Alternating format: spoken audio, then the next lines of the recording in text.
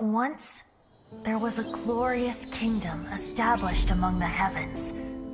From that kingdom came a crowned heir, tasked with seeking out the Genesis Pearl from the kingdom of darkness. The first crowned heir began her journey of seeking the pearl.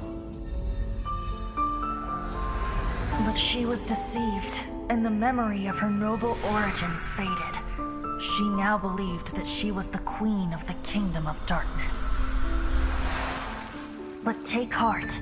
A second crowned heir had already taken up the path where the first had stumbled. This is the story of your journey, of your tale to be told.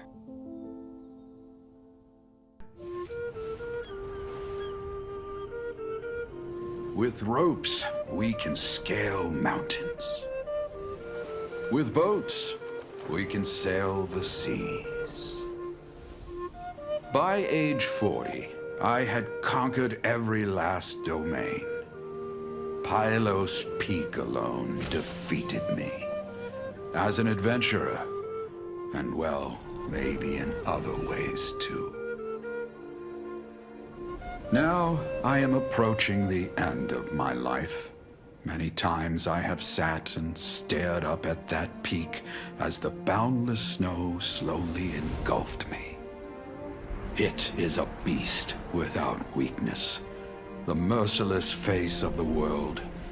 It fills me with fear. And when an adventurer loses courage, they can no longer climb mountains. My mountaineering days may be over, but I have a greater ambition now. Humans create tools to conquer nature, and when nature conquers them in return, they create better tools. Where our legs cannot take us, maybe our tools can. And when tools fail us, perhaps wings can carry us instead. My dear friend, I leave you my designs for the wings of incompletion. Against the unknown, humanity stands as one.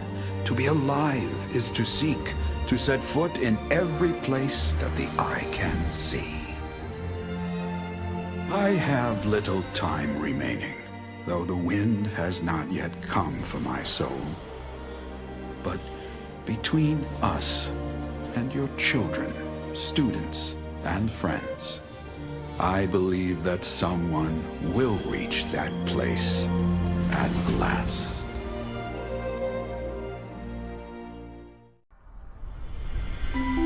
When the first wisp of wind brushed across the land, birds that yearned for the sky had wings, but no way to fly. They asked the animal god, "How can we reach the heavens?" To which the animal god replied, "You have yet to find that which is most important." As the god spoke, the wind thrust the seeds of a dandelion high into the sky.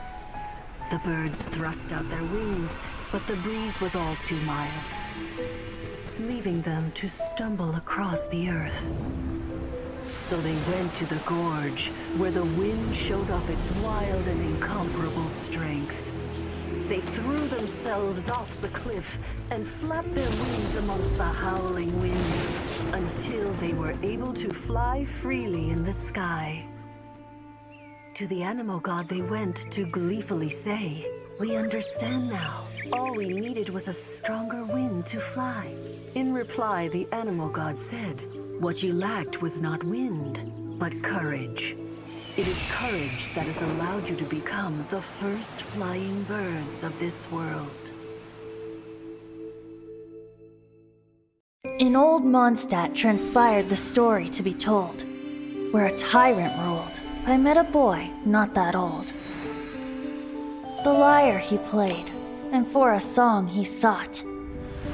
But storm walls blocked blue sky. He was sincerely distraught. "I do so wish to see the birds in flight," said he, his strong eyes filling with light. But his voice was lost in the howling wind's churn, for the whirlwind takes and gives not in return.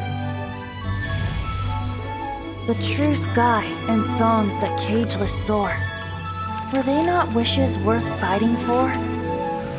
So the boy turned, extending his hand. Let us cast down the tyrant and his walls from this land. The young boy raised then the flag of revolt, and I threw myself into freedom's tumult. Victorious were we who fought to be free. Gods fell, winds whipped, nations shook violently. In the smoke, a despot met his doom, and we watched as his great tower fell none too soon. Mondstadt began anew, the story passed down, and since then never has another worn its crown. What is to be sung transpired in days of yore, when the divine archons still walked the earth. A dragon cast his curious gaze on the world below, as he parted from the heavens that gave his birth. The dragon sought truth amongst common folk, but mortal trifles only fogged his mind. The wind-born bard strummed his strings dolce, and the holy lyre answered his questions kind. The dragon was but a child full of wonder, and soared the heavens free from care. The bard's songs invited him to sing along, for he yearned to let all perceive him fair. Enchanting legends the bard and dragon were, but the tides of despair soon engulfed the land. The lion fang perished, and the falcon flag slept, as a vile dragon approached Mondstadt in lone stand. Over the cathedral loomed death and his friends. Of the people's agony, the bards soon sang. The soaring dragon heeded his grave calls, and amidst the windstorms a brutal war sprang.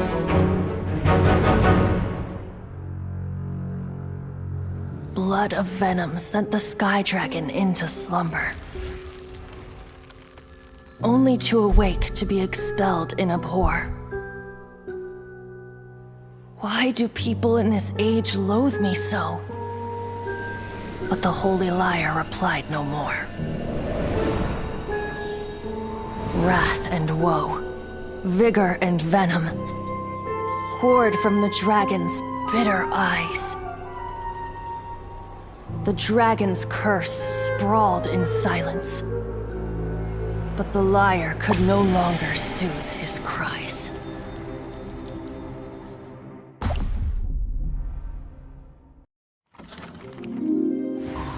They say that when Lady Ningguang ponders important affairs, she retreats to her jade chamber with none but her 3 closest confidants in tow. Why brings she these trusted 3 to sift through sources, dig through documents, looking for information? Piece by piece, facts and figures paint a picture on the walls of the chamber. But well before the wall is filled, Lady Ningguang's mind is made up. Having made her call, she has every last document shredded, and whoosh, she scatters the shavings out her window. Ah, look at them, how they billow in the wind like a sudden swirling blizzard. As the fragments fall, traces of text flicker before the eyes of the merchants of Liyue, like ink stains in white snow. The saying goes, the rarest treasures in the land are the words brought by the paper snow. For the words of the Tianquan have the power to move mountains, and all throughout the land know it.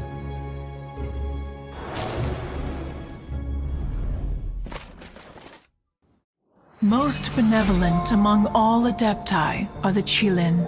They drink only spring water and eat only whole grain. But perhaps the mountainous dwellings of Adepti in Joyun Karst might be too lonely for her human side. Under moonlight did one see her last. She stood by the precipice's edge, and upon the mist-veiled mountains she gazed. Her thin figure was immersed in the vast sea of clouds. One noticed her loneliness, and sought to convince her to go back to the human world. But just then, she said thus. Liyue Harbor feels even lonelier than Jueyun Karst. When I look at the sea of clouds in Jueyun Karst, I merely feel the loneliness of a solitary cloud gazer. When I step into the sea of people in Liyue, I feel the loneliness of an inhuman that doesn't belong in the human world. In ancient times, Liyue was a land of misery, where the shadow of evil loomed large. As slain gods festered, their vengeful wrath cursed the world, manifesting in infernal forms. When demons stirred, miasmas, monsters, and mutations infested the land. Then Rex Lapis summoned the Yakshas to vanquish the demons.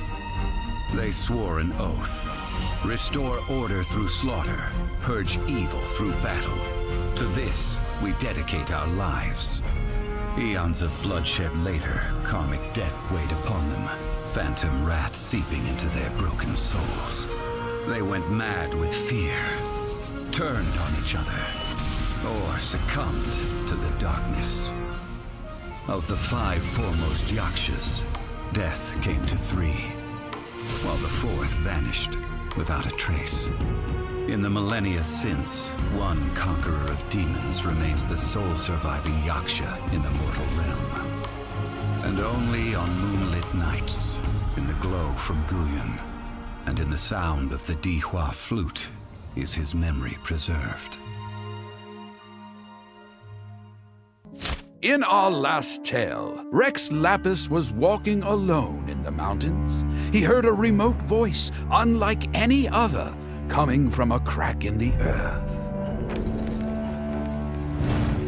Most of the ancient geo-life forms that live below Liyue are blind, having not seen the sunlight for an age.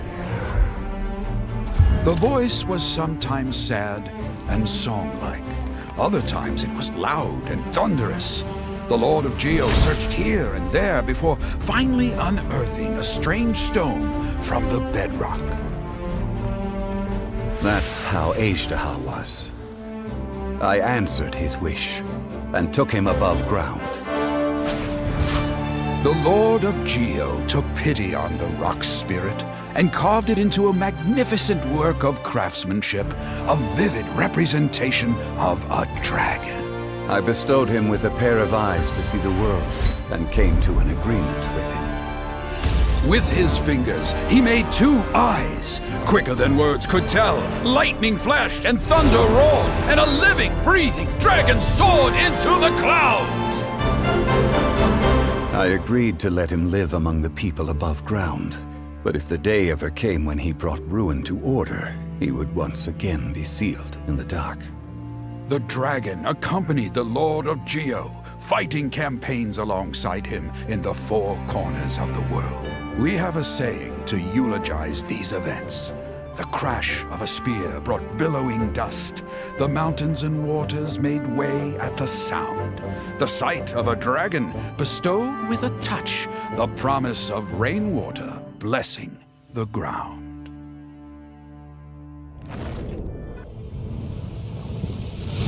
Marchosius, god of the stove, born from a spark when stone struck stone.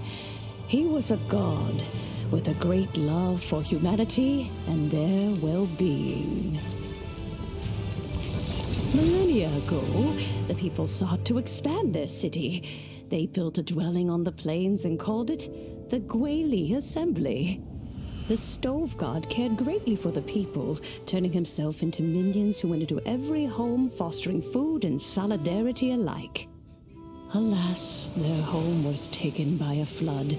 The waters ravaged the Gweili Assembly and forced the people back south to Liyue Harbor.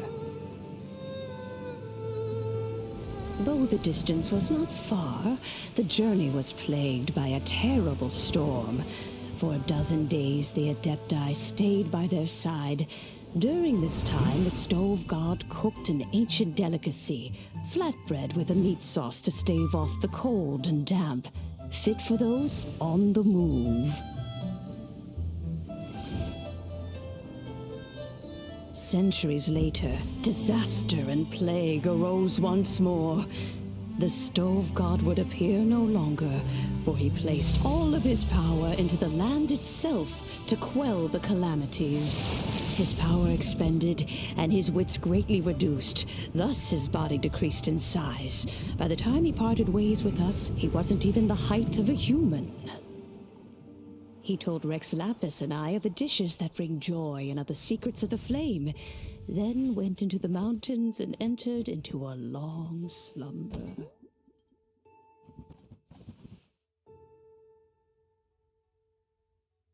The stove god departed, and Guoba was born. When he awoke, he ate the Chilimen's cornbread buns placed on the offering table by a young lady in yellow. Though he did not remember the past, he was profoundly moved and decided to follow this young lady thereafter. The stove god had quietly disappeared, but the vendors rose early to hawk their wares. People went out to buy goods, lit their stoves, and cooked food, just as they had done every day for as long as they could remember. In Liyue, things have always been this way.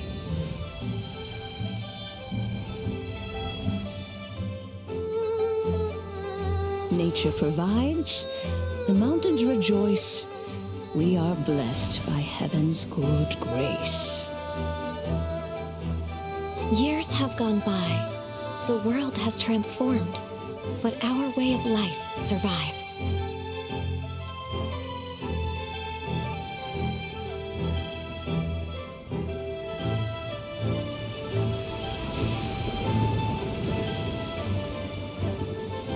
Fame and fortune is only a season. It is the moment that we should embrace.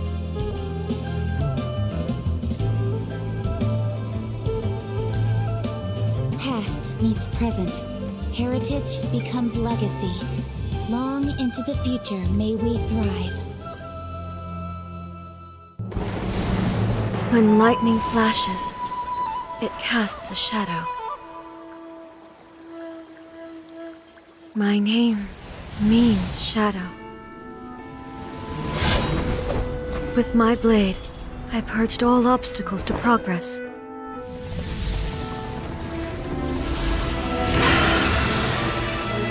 And yet, something was lost with each step forward.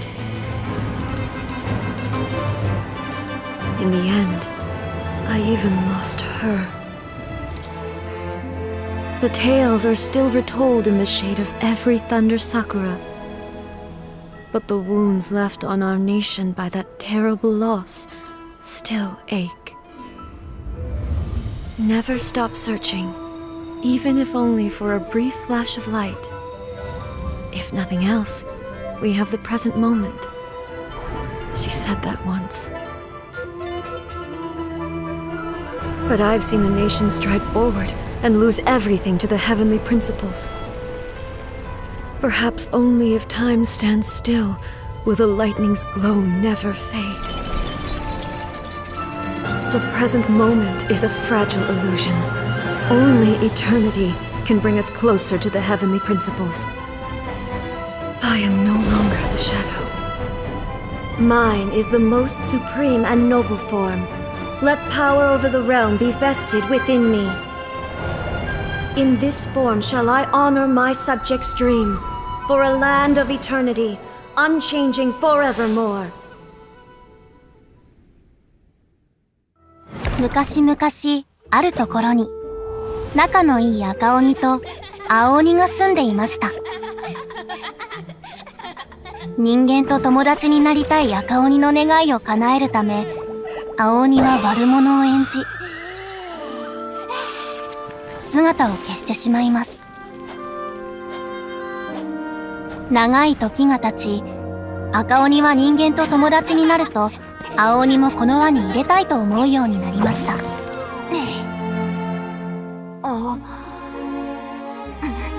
ですが、青鬼の行方はわかりません。彼を探すため、高い山を越え、大きな川を渡りました。青鬼の痕跡はたくさんありましたが、それを見つけるたび、彼はわざと隠れているのだと分かりました。赤鬼は青鬼を真似て、荒野に一通の手紙を残します。青、僕にはたくさんの人間の友達ができたよ。もうすぐ盛大な宴を開こうと思うんだ。友達に参加してもらいたい。もちろん青もね。会わなくてもいい。隠れながらでもいいんだ。青鬼はこっそり村に戻ると、身を潜めながら豪華な食事と温かな火を眺め、その光景に憧れました。